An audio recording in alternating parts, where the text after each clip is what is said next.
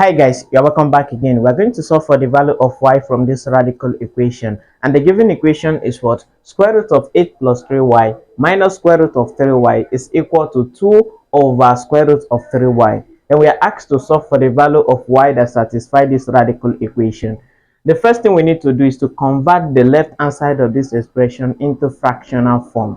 So when we divide the whole of this expression by 1, is still the same as this expression because anything divided by 1 is still the same as that thing. Now we're going to cross multiply. Square root of 3y multiplied by the whole of this is going to give us what? Square root of 3y multiplied by square root of 8 plus 3y then minus square root of 3y. Everything will be equal to 2 multiplied by 1 is the same as 2. So we just cross multiply.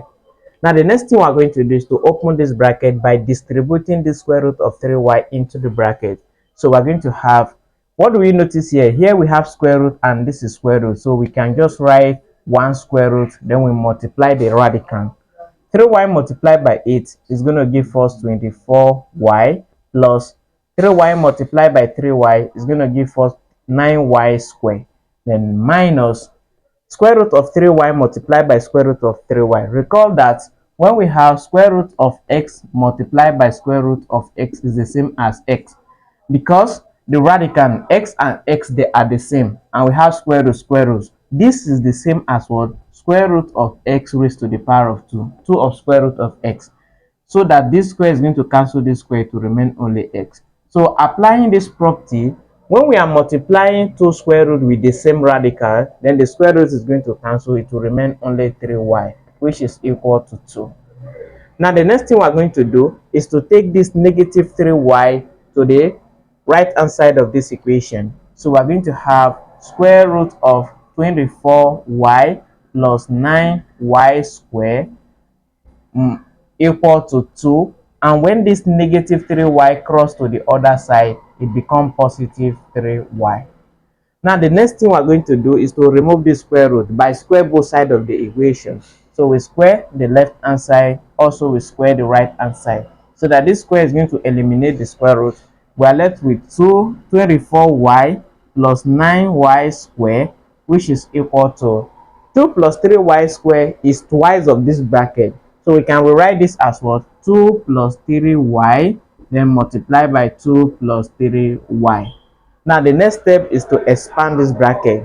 This is going to be what? 24y plus 9y2, which is equal to 2 multiplied by 2 is going to give us 4. 2 multiplied by 3y is going to give us 6y.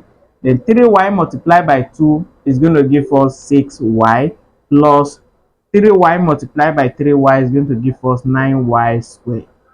So here we can combine the like term. We have 6y, 6y. So when we combine them together, it's going to be what?